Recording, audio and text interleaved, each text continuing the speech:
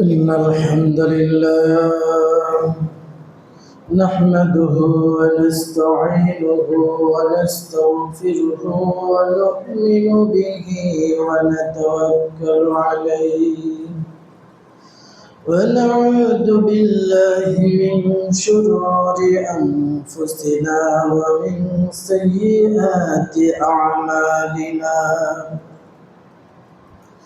من يهده الله فلا مضل له ومن يضلل فلا هادي له وأشهد أن لا إله إلا الله وحده لا شريك له وأشهد أن محمدًا عبده ورسوله أما بعد فإن خير الحديث كتاب الله وخير الهدي هدي محمد صلى الله عليه وسلم وشر الأمور محدثاتها وكل محدثة بدعة وكل بدعة ضلالة وكل ضلالة في النار أعوذ بالله من الشيطان الرجيم بسم الله الرحمن الرحيم سبح لله ما في السماوات وما في الأرض وهو العزيز الحكيم يا أيها الذين آمنوا لم تقولون ما لا تفعلون كبر مقتا عند الله أن تقولوا ما لا تفعلون إن الله يحب الذين يقاتلون في سبيله صفا كأنهم بنيان مرصوص সকল প্রশংসা আল্লাহ সুবহানাহু ওয়া তাআলার জন্য। তিনি সমস্ত জগতের প্রতিপালক। অসংখ্য দরুদ ও সালাম বর্ষিত হোক আমাদের প্রিয় রাসূল সাল্লাল্লাহু আলাইহি ওয়াসাল্লাম ও তার পরিবারবর্গ এবং সাহাবায়ে কেরাম রাদিয়াল্লাহু তাআলা আনহুদের প্রতি। সম্মানিত মুসল্লিয়ান কিরাম, আজকের জুমার খুতবায় সংক্ষিপ্ত সময়ে আলোচনা করার ইচ্ছে করছি সূরাতুল সফ এবং সূরাতুল জুমা অবলম্বনে। আল্লাহ সুবহানাহু ওয়া তাআলা তৌফিক দান করুন, আল্লাহুম্মা আমিন। সূরাতুল সফ, এই সূরার মধ্যে আল্লাহ সুবহানাহু ওয়া তাআলা অনেক সুন্দর বিষয়গুলো আলোচনা করেছেন। আল্লাহ বলছেন সাব্বাহা লিল্লাহি মা ফিস সামাওয়াতি ওয়া মা ফিল আরদ, যা কিছু রয়েছে আকাশে আর যা কিছু রয়েছে জমিনে সব কিছুই আল্লাহ সুবহানাহু ওয়া তাআলার পবিত্রতা ও মহিমা ঘোষণা করে। আল্লাহ সুবহানাহু ওয়া তাআলার তাসবিহ পাঠ করে। ওয়াহুয়াল আজিজুল হাকীম, তিনি মহাপরাক্রান্ত মহাবিজ্ঞানী। এরপর আল্লাহ সুবহানাহু ওয়া তাআলা বলেন ইয়া আইয়ুহাল্লাযীনা আমানু লিমা তাকুলুনা মা লা তাফআলুন, হে ঈমানদারগণ, তোমরা এমন কথা কেন বলো যা তোমরা করো না। তার মানে হলো আপনি যদি কাউকে ওয়াদা দেন যে আমি আপনাকে এটা দান করব বা এটা দেব বা আমার সাথে আপনার সাথে আমি দেখা করব বা সাক্ষাৎ করব এমন সময়ে কিন্তু আপনি করেন না, আপনি দেন না, আপনার ওয়াদা রক্ষা করেন না। এজন্য আল্লাহ বলছেন, যা তুমি করো না কেন তুমি এ কথা বলো, তোমরা যা করো না কেন তোমরা তা বলো। এরপরে আল্লাহ বলছেন, ইয়া আইয়ুহাল্লাযীনা আমানু লিমা তাকুলুনা মা লা তাফআলুন, যে হে ঈমানদারগণ, তোমরা এমন কথা কেন বলো যা তোমরা করো না। এরপর আল্লাহ তাআলা বলছেন, কাবুরা মাকতান ইনদাল্লাহি আন তাকুলু মা লা তাফআলুন, আল্লাহর নিকট অত্যন্ত মন্দনীয় ব্যাপার যে তোমরা এমন কথা বলবে যা তোমরা করো না।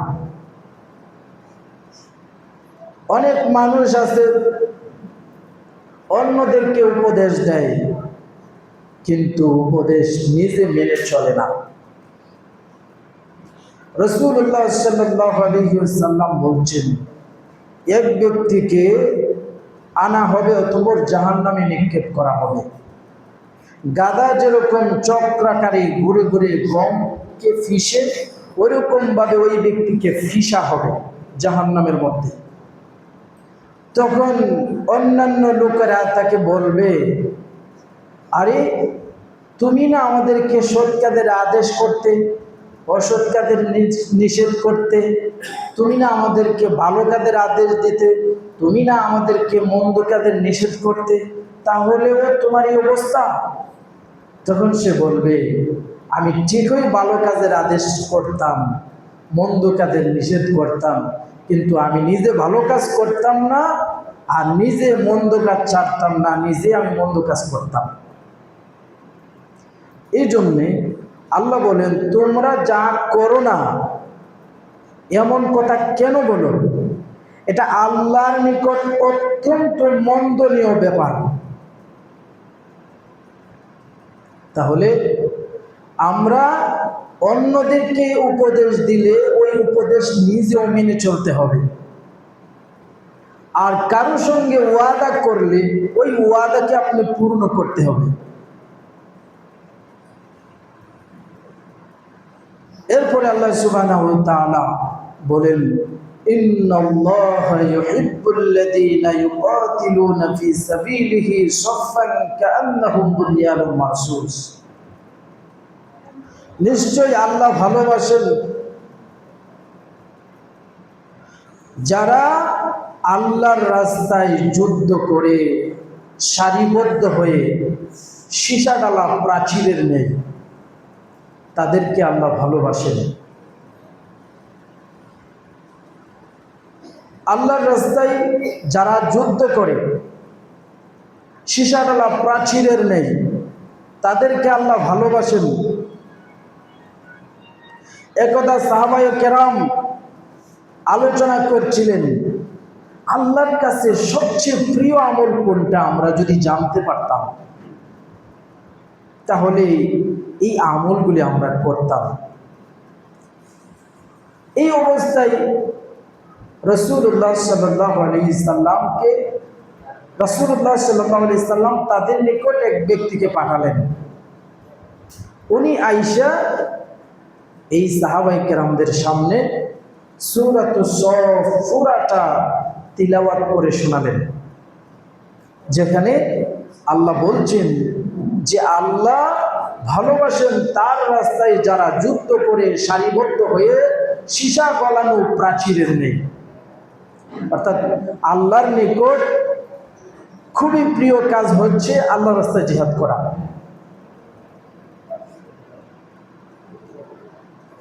এরপরে আল্লাহ সুবহানাহু ওয়া তাআলা বলেন, وَإِذْ قَالَ مُوسَى لِقَوْمِهِ يَا قَوْمِ لِمَ تُؤْذُونَنِي وَقَدْ تَعْلَمُونَ أَنِّي رَسُولُ اللَّهِ إِلَيْكُمْ।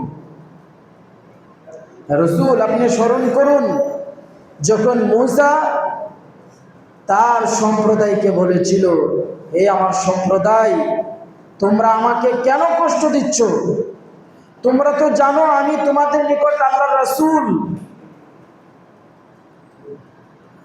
তোমরা জানো আমি তোমাদের নিকট আল্লাহর রাসূল, তারপরেও কেন তোমরা আমাকে কষ্ট দিচ্ছ? তার মানে কিছু লোক আছে যারা জেনে বুঝে সত্যকে প্রত্যাখ্যান করে। এটা অন্যান্য নবীদের যুগেও ছিল, আমাদের নবীজির যুগেও ছিল, বর্তমানেও আছে। তাদের বিভিন্ন স্বার্থের কারণে, সুবিধার জন্য তারা সত্যকে প্রত্যাখ্যান করে মিথ্যাকে গ্রহণ করে। এখনো বাংলাদেশে অনেক আলেম উলামা আছে, জানে এই কথাটা শিরক, এটা বিদআত, কিন্তু নিজের সুবিধার জন্য এই দাওয়াতই দিয়ে যাচ্ছে, শিরকের দাওয়াত দিচ্ছে, বিদআতের দাওয়াত দিচ্ছে। তারা জানে শিরক, জানে এই কাজটা বিদআত, তারপরেও করছে। এটা হচ্ছে জেনে বুঝে পাপাচার করা। তো নবী আলাইহিস সালামরা তাদেরকে দাওয়াত দিতেন, তাদের জ্বালাতন সহ্য করতেন। মুসা আলাইহিস সালাম এই জন্যই বলেছিলেন যে তোমরা জানো আমি আল্লাহর রাসূল, তারপরে কেন আমাকে তোমরা কষ্ট দিচ্ছ? এরপর আল্লাহ সুবহানাহু ওয়া তাআলা বলছেন, ফালাম্মা যাগু আযাগাল্লাহু কুলুবাহুম, অতঃপর যারা বাঁকা পথ ধরল, আযাগাল্লাহু কুলুবাহুম, আল্লাহ তাদের অন্তরকে বাঁকা করে দিলেন। অর্থাৎ যারা জেনে বুঝে অসৎ পথ অবলম্বন করে, শিরক বিদআতের পথ অবলম্বন করে, মানুষের বিধানকে আল্লাহর বিধানের মতন মেনে চলে, এর দিকে মানুষকে আহ্বান করে, আল্লাহ তাদের অন্তরকে বাঁকা করে দেবেন। তারা সঠিক পথ প্রদর্শিত হবে না, তারা সঠিক পথ প্রদর্শন হবে না। এরপরে আল্লাহ বলছেন, ওয়াল্লাহু লা ইয়াহদিল কওমাল ফাসিকিন, আল্লাহ পাপাচারী সম্প্রদায়কে পথ প্রদর্শন করেন না। তারা তো জেনে বুঝেই পাপগুলা করেছে, তারা জানে তিনি আল্লাহর রাসূল, তিনি সত্য বলছেন, তারপরেও তার স্বার্থের কারণে বলছে না না এইগুলা জাদু, বিভিন্ন ধরনের কষ্ট দিচ্ছে নবীদেরকে। এখনো অনেক মানুষ আছে তারা জানে যে সহিহ হাদিসের মধ্যে এরকম আমল আছে, কিন্তু তারা বলে নাই। আল্লাহ সুবহানাহু ওয়া তাআলা সকলকে হেদায়েত দান করুন, আল্লাহুম্মা আমিন। এরপরে আল্লাহ তাআলা বলছেন, হে রাসূল আপনি স্মরণ করুন ঈসা আলাইহিস সালামের কথা। ওয়া ইয ক্বালা ঈসা ইবনু মারইয়াম ইয়া বনি ইসরাঈল ইন্নী রাসূলুল্লাহি ইলাইকুম, যখন ঈসা ইবনে মরিয়ম বলেছিল, হে বনি ইসরাঈল, ইন্নী রাসূলুল্লাহি ইলাইকুম, নিশ্চয় আমি তোমাদের নিকট আল্লাহর রাসূল, মুসাদ্দিকাল লিমা বাইনা ইয়াদাইয়া মিনাত তাওরাহ, আর আমি আমার পূর্ববর্তী তাওরাতের সত্যায়নকারী,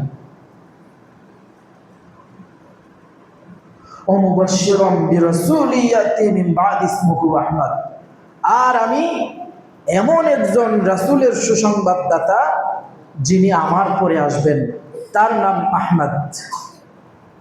অর্থাৎ আমাদের রাসূল সাল্লাল্লাহু আলাইহি সাল্লাম সম্পর্কে বনি ইসরাইলকে সুসংবাদ দিয়েছিলেন হযরত ঈসা আলাইহিস সালাম।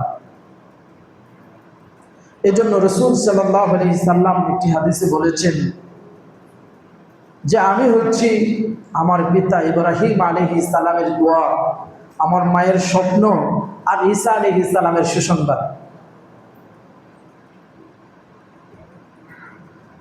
তো ঈসা আলাইহিস সালাম সুসংবাদ দিয়েছিলেন যে আমার পরে এমন একজন রাসূল আসবে, তার নাম হবে আহমদ। فلما جاءهم بالبينات قالوا هذا سحر مبين। অতঃপর যখন তিনি তাদের নিকট সত্য দিন নিয়ে আসলেন, স্পষ্ট প্রমাণাদি নিয়ে আসলেন, قالوا هذا سحر مبين, তারা বলল এটা তো স্পষ্ট জাদু। রাসূলুল্লাহ সাল্লাল্লাহু আলাইহি ওয়াসাল্লাম যখন আল্লাহর বাণী মানুষদেরকে শোনাতে লাগলেন, কাফেরেরা বলতে লাগলো এটা হচ্ছে স্পষ্ট জাদু। কারণ আল্লাহর কোরআনের মতো আয়াত তো তারা আর বানাতে পারে না, তো সেই জন্য তারা বলছে যে এটা হচ্ছে স্পষ্ট জাদু। আল্লাহ সুবহানাহু ওয়া তাআলা বলছেন, ওমান আযলামু মিম্মান ইফতারা আলাল্লাহিল কাযিবা ওয়া হুয়া ইদআ ইলাল ইসলাম, এর চেয়ে বড় জালেম আর কে হতে পারে যে আল্লাহর উপরে অপবাদ দেয়, আল্লাহ সম্পর্কে মিথ্যা রচনা করে। এর চেয়ে বড় জালেম আর কে হতে পারে? অথচ তাকে আহ্বান করা হয় ইসলামের দিকে। আল্লাহু লা ইয়াহদিল কওমাজ জালিমিন, আল্লাহ বলছেন আল্লাহ জালিম সম্প্রদায়কে হেদায়েত দেন না, পথ প্রদর্শন করেন না। সবচেয়ে বড় জালিম হচ্ছে যারা আল্লাহর নামে মিথ্যা কথা বলেছে আল্লাহ বলেছে, আসলে আল্লাহ বলেনি, তাহলে আল্লাহর নামে মিথ্যা অপবাদ হয়। এরা হচ্ছে পৃথিবীর সবচেয়ে বড় জালিম, আর এদেরকে আল্লাহ হেদায়েত দান করেন না। এরপর আল্লাহ সুবহানাহু ওয়া তাআলা বলছেন, ইউরিদুনা লিইউতফিউ নূরাল্লাহি বিআফওয়াহিহিম, তারা আল্লাহর নূরকে তাদের মুখের ফুৎকারে নিভিয়ে দিতে চায়। তারা চায় আল্লাহর দ্বীনকে পৃথিবী থেকে তারা তাদের মুখের দ্বারা নিভিয়ে দিতে। তারা আল্লাহর দ্বীনকে বিভিন্নভাবে মিডিয়ার মাধ্যমে বা বিভিন্ন মিথ্যা কথা ছড়িয়ে দিয়ে আল্লাহর সঠিক দ্বীনকে তারা নিভিয়ে দিতে চায়। আল্লাহু মুতিম্মু নূরিহি ওয়ালাউ কারিহাল কাফিরুন, আল্লাহ বলছেন যে আল্লাহ তার নূরকে, আল্লাহ তার দ্বীনকে পূর্ণতা দান করবেনই, যদিও কাফেরেরা তা অপছন্দ করে। ওয়ালাউ কারিহাল কাফিরুন, কাফেরেরা অপছন্দ করলেও কোনো কাজ হবে না। পৃথিবীতে আল্লাহ তার সঠিক দ্বীনকে বাস্তবায়ন করবেনই, পৃথিবীতে আল্লাহ সুবহানাহু ওয়া তাআলা তার সঠিক দ্বীনকে ছড়িয়ে দেবেনই। সঠিক দ্বীন মানুষের কাছে ছড়িয়ে পড়বে, মানুষ তা গ্রহণ করবে। তারা অপছন্দ করলেও তা ঠেকাতে পারবে না।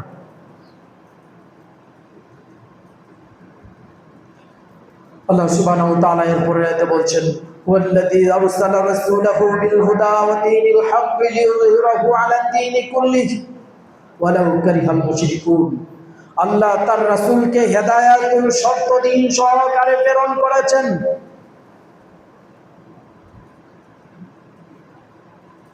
যাতে করে এই দ্বীন অন্যান্য সকল দ্বীনের উপরে বিজয়ী হয়। ওয়ালাউ কারিহাল মুশরিকুন, যদিও মুশরিকরা তা অপছন্দ করে। তাহলে আল্লাহ যে দ্বীন পাঠিয়েছেন, যে হেদায়েত পাঠিয়েছেন, এই দ্বীন সমস্ত দ্বীনের উপরে বিজয় লাভ করবেই। কাফেরেরা, মুশরিকেরা যতই অপছন্দ করুক, যতই বাধা সৃষ্টি করুক, এতে করে কোনোই কাজে আসবে না, বরং যত বাধা দিবে তত আরো প্রচার হবে। এই জন্য চিন্তার কোনো কারণ নেই। এই দিনকে আল্লাহই পূর্ণতা দান করবেন, এই দিনকে মানুষের মাঝে আল্লাহই ছড়িয়ে দেবেন। তবে আমি আপনি যদি দাওয়াতি কাজ করি, মানুষের কাছে দিন পৌঁছে দেওয়ার চেষ্টা করি, তাহলে আল্লাহর কাছ থেকে আমরা পুরস্কৃত হব। এরপরে আল্লাহ সুবহানাহু ওয়া তাআলা বলছেন, ইয়া আইয়ুহাল্লাযীনা আমানু হাল আদুল্লুকুম আলা তিজারাতিন তুনজিকুম মিন আযাবিন আলীম, হে ঈমানদারগণ, আমি কি তোমাদেরকে এমন এক ব্যবসার সন্ধান দেব যা তোমাদেরকে পীড়াদায়ক শাস্তি থেকে রক্ষা করবে? তা হচ্ছে তুমিনুনা বিল্লাহি ওয়া রাসূলিহি ওয়া তুজাহিদুনা ফি সাবিলিল্লাহি বিআমওয়ালিকুম ওয়া আনফুসিকুম। আর তা হচ্ছে তোমরা আল্লাহর প্রতি ঈমান আনো আর তার রাসূলের প্রতি ঈমান আনো। ওয়া তুজাহিদুনা ফি সাবিলিল্লাহি বিআমওয়ালিকুম ওয়া আনফুসিকুম। আর তোমরা আল্লাহর রাস্তায় জিহাদ করো তোমাদের মাল এবং জান দ্বারা। আল্লাহ ইমানদারদেরকে বলছেন, আমি কি তোমাদেরকে এমন এক ব্যবসার সন্ধান দেব যা তোমাদেরকে পীড়াদায়ক শাস্তি থেকে রক্ষা করবে? আর সেই ব্যবসা কি? আল্লাহর প্রতি ঈমান আনা, রাসূলের প্রতি ঈমান আনা, আল্লাহর রাস্তায় জিহাদ করা। জিহাদটা কি দ্বারা করব? বিআমওয়ালিকুম ওয়া আনফুসিকুম, তোমাদের মাল দ্বারা আর তোমাদের জান দ্বারা।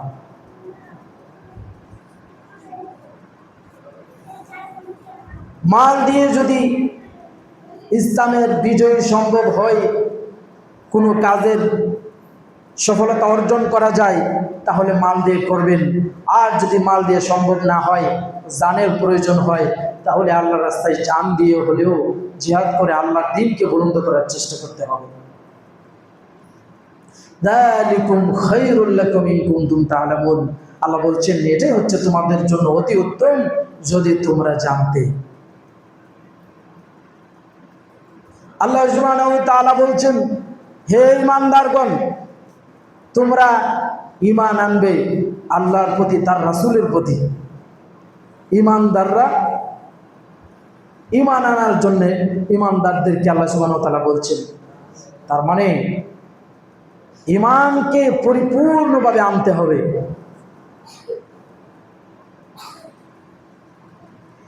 ঈমান খুবই মূল্যবান সম্পদ। যদি কোনো ব্যক্তি শিরক করে তাহলে ঈমান চলে যায়।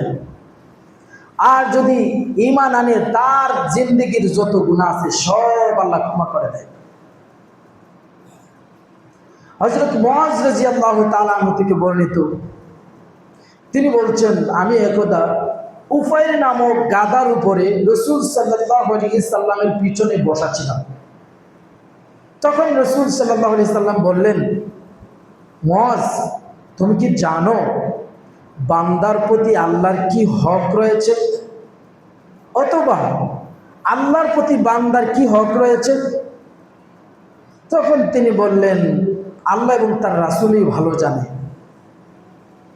তখন রাসূল সাল্লাল্লাহু আলাইহি সাল্লাম বললেন, বান্দার প্রতি আল্লাহর হক হচ্ছে বান্দা আল্লাহর ইবাদত করবে, তার সাথে কোনো কিছুকে শরীক করবে না।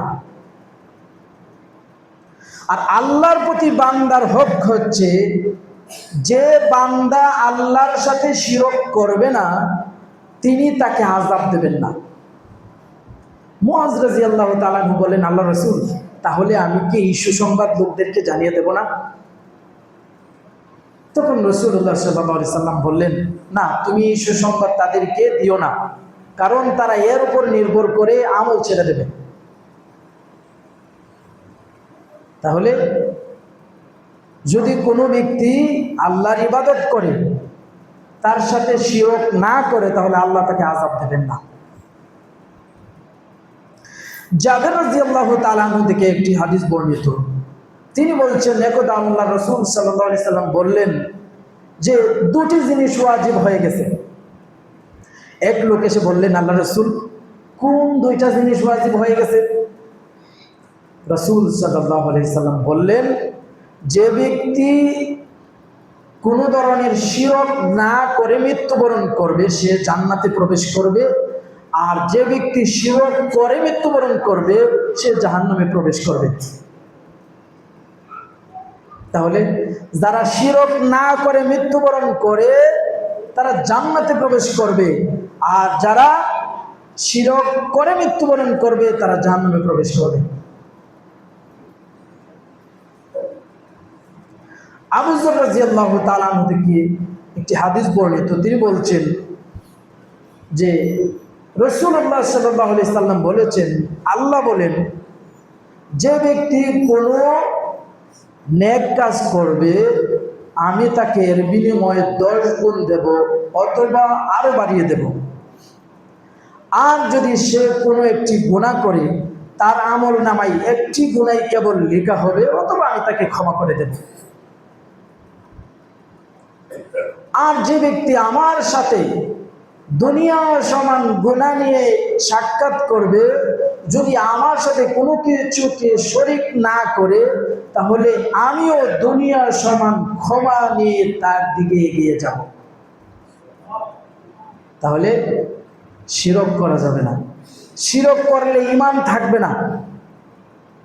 রাসূলুল্লাহ সাল্লাল্লাহু আলাইহি ওয়াসাল্লামকে যখন মিরাজ করানো হয়, যখন রাসূল সাল্লাল্লাহু আলাইহি সাল্লামকে সপ্তম আকাশে নিয়ে যাওয়া হয় সিদরাতুল মুনতাহায়, তখন রাসূল সাল্লাল্লাহু আলাইহি সাল্লামকে 3টি জিনিস দেওয়া হয়।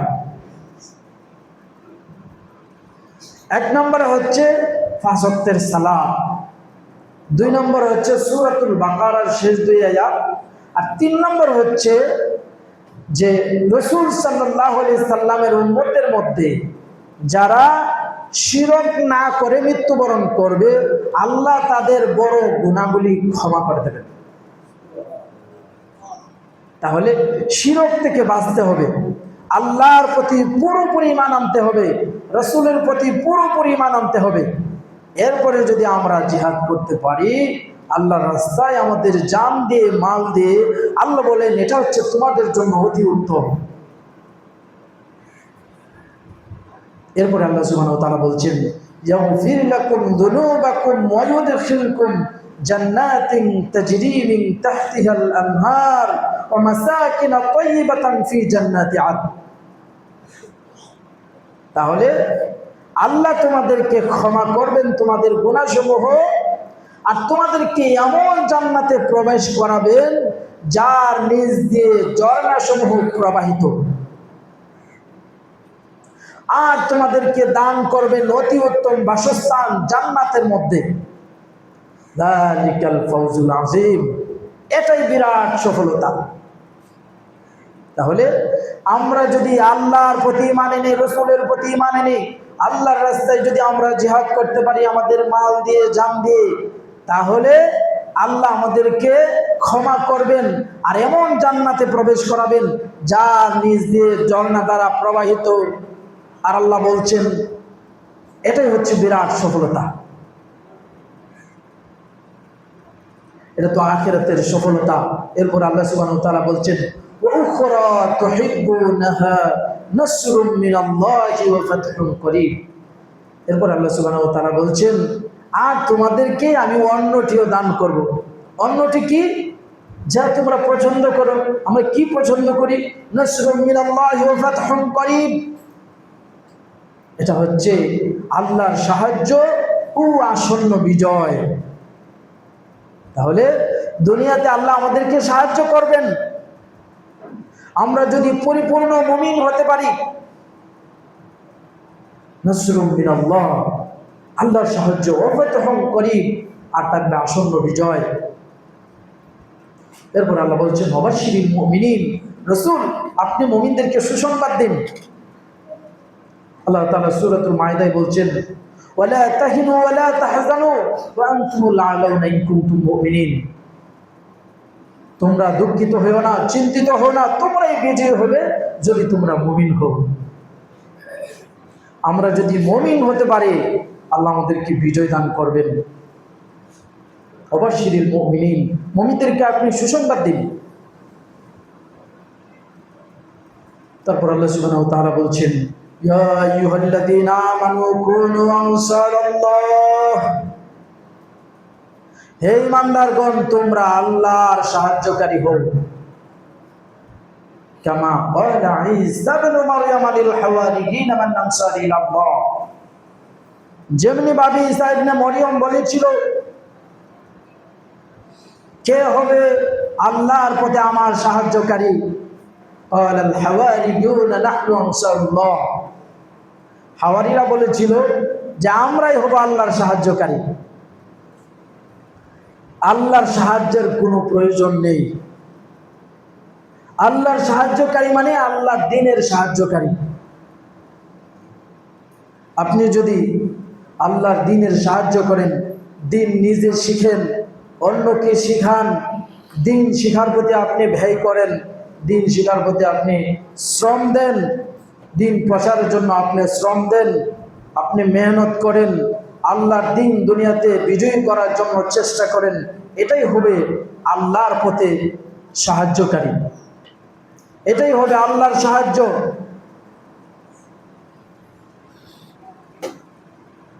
তারপর আল্লাহ তাআলা বলছেন, فآمنت طائفة من بني إسرائيل وكفرت طائفة। তখন বনি ইসরাইলের একদল লোক ঈমান আনলো, ওয়াকাফারাত তাইফা, আর একদল প্রত্যাখ্যান করলো। فأيدنا الذين آمنوا على عدوهم فأصبحوا ظاهرين। আল্লাহ বলছেন যে যারা ঈমান আনলো আমি তাদেরকে তাদের শত্রুদের মোকাবেলায় শক্তিশালী করে দিলাম। ফাসবাহু যাহিরিন, তখন তারা বিজয়ী হলো। তাহলে আমরা যদি মুমিন হতে পারি, আল্লাহ আমাদেরকে বিজয় দান করবেন, যেমনি ভাবে বিজয় দান করেছিলেন পূর্ববর্তী উম্মতদেরকেও।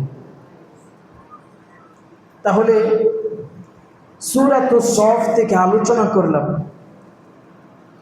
এর মধ্যে শিক্ষণীয় বিষয় হচ্ছে যে আমরা এমন কাজ যাতে না করি, এমন কথা না বলি, অর্থাৎ যেটা আমরা করি না। আল্লাহ প্রথমেই বলছে এমন কথা কেন বলো যা তোমরা করো না। তাহলে যা বলি অথবা যা করি বুঝে শুনে করতে হবে, বলতে হবে। আমি যদি কারোর সাথে ওয়াদা দেই, এটা আমার পূর্ণ করতে হবে। ওয়াদা পূর্ণ করাটা ওয়াজিব। ওই ব্যক্তি আপনাকে টাকাটা দেখ আর না দেখ, আপনি আপনার ওয়াদা পূর্ণ করবেনই। কারণ রাসূল সাল্লাল্লাহু আলাইহি সাল্লাম বলেছেন, তিনটি অভ্যাস হচ্ছে মুনাফিকের। এর একটা হচ্ছে মুনাফিক যখন কথা বলে মিথ্যে কথা বলে, যখন ওয়াদা দেয় ভঙ্গ করে, আর যদি তার কাছে আমানত রাখা হয় তাহলে খেয়ানত করে। এগুলো হচ্ছে মুনাফিকের অভ্যাস। তাহলে কারো সঙ্গে ওয়াদা করলে এই ওয়াদা কি করতে হবে? রক্ষা করতে হবে। রাসূলুল্লাহ সাল্লাল্লাহু আলাইহি সাল্লাম একটি হাদিসের মধ্যে বলছে যে কোনো ব্যক্তির মাঝে যদি 4টা গুণ থাকে তাহলে তার দুনিয়া এবং আখিরাত উভয়টাই কল্যাণময়। এর একটা হচ্ছে যখন সে কথা বলে সত্য কথা বলে, যখন তার কাছে আমানত রাখা হয় তখন সে আমানতের খেয়ানত করে না। 3 নম্বর হচ্ছে মানুষের সাথে সদাচরণ করে, ভালো আচরণ করে। আর 4 নম্বর হচ্ছে যে বৈধ রোজগার করে, অবৈধ রোজগার করে না, তাহলে তার দুনিয়া এবং আখিরাত উভয়টাই কল্যাণময়। তাহলে আমরা যদি কারোর সাথে ওয়াদা করি সেটাকে রক্ষা করতে হবে, আর এমন কথা বলা যাবে না যেটা আমি নিজে করি না। এরপরে আল্লাহ সুবহানাহু ওয়া তাআলা ঈসা আলাইহিস সালামের কথা স্মরণ করিয়ে দিয়েছেন, মূসা আলাইহিস সালামের কথা স্মরণ করিয়ে দিয়েছেন, রাসূলকে সান্ত্বনা দিয়েছেন যে খালি আপনি একা কষ্ট করছেন না, আপনাকে কষ্ট দিচ্ছে তা না, আপনার পূর্ববর্তী রাসূল যারা ছিল তাদেরকেও মানুষ কষ্ট দিয়েছে, এতে তারা ধৈর্য ধারণ করেছে, তারা আল্লাহর পথে চেষ্টা করেছে। সম্মানিত মুসলিম কিরাম, এরপরে শিক্ষা হচ্ছে আল্লাহ সুবহানাহু ওয়া তাআলা বলছেন যে তোমাদেরকে আমি এমন এক ব্যবসার সংবাদ দিচ্ছি যেটা তোমাদেরকে পীড়াদায়ক শাস্তি থেকে রক্ষা করবে। সেটা কি? সেটা হচ্ছে আল্লাহর প্রতি ঈমান আনবে, রাসূলের প্রতি ঈমান আনবে, আর তার রাস্তায় জিহাদ করবে তোমাদের মাল এবং জান দ্বারা। আর যদি তা করতে পারো আল্লাহ তোমাদেরকে ক্ষমা করবেন এবং জান্নাত দান করবেন। আল্লাহ আমাদেরকে এই সূরা থেকে শিক্ষা গ্রহণ করে আমরা যেন আমাদের জীবন পরিচালনা করতে পারি। আল্লাহ সুবহানাহু ওয়া তাআলা তৌফিক দান করুন। আল্লাহুম্মা আমিন। সুবহানা রাব্বিকা রাব্বিল ইজ্জাতি আম্মা ইয়াসিফুন ওয়া সালামুন আলাল মুরসালিন আলহামদুলিল্লাহি রাব্বিল আলামিন।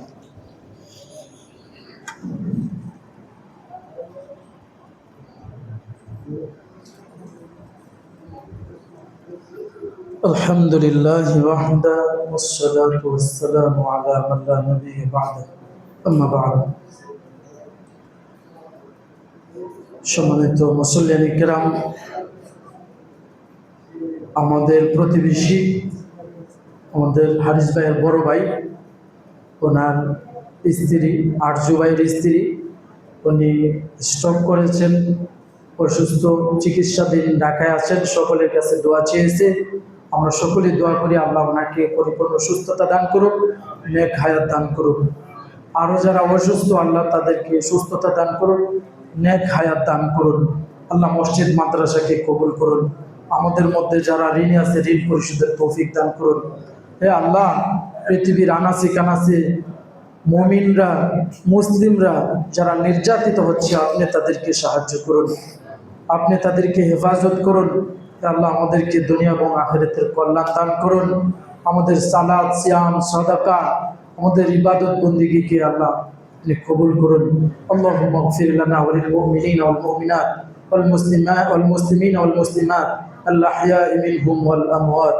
আল্লাহুম্মা আ'ইজ্জাল ইসলাম ওয়াল মুসলিমিন ওয়া আদিল্লাশ শিরকা ওয়াল মুশরিকিন ওয়া দাম্মির আ'দা'আদ-দ্বীন। اللهم عن الكفرة والفجرة والمبتدئة واليهود والنصارى والمشركين. ربنا آتنا في الدنيا حسنة وفي الآخرة حسنة وقنا عذاب النار. رب ارحمهما كما ربياني صغيرا. ربنا آمنا فاغفر لنا وارحمنا وأنت خير الراحمين. ربنا لا تؤاخذنا إن نسينا وأخطأنا. ربنا ولا تحمل علينا إصرا كما حملته على الذين من قبلنا. ربنا ولا تحملنا ما لا طاقة لنا به. واعف عنا واغفر لنا وارحمنا وانت مولانا فانصرنا على القوم الكافرين.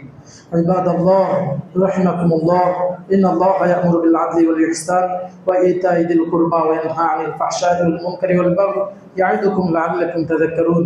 اذكروني اذكركم واشكروا لي ولا تكفرون.